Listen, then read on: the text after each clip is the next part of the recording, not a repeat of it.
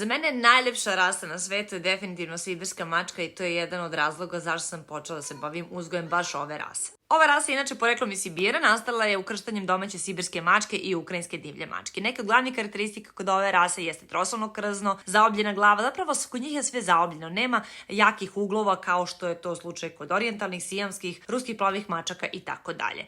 Imaju izuzetno krupne kosti, krupne su mačke, atletski građene i to je još jedna od karakteristika koje su me privukle kod ove rase. Što se tiče karaktera, sibirska mačka je zaista verna svom vlasniku, ali od nje ne možete da očekujete da strancu dođe u krilo i da se mazi da mu pokaže ljubav. Ja volim to kod ove rase zato što ostaje verna svom vlasniku i samo u njega gleda. I mala napomena, nisu sve sibirske mačke velike, to će itekako zavisiti od krvnih linija. Bye ljudi!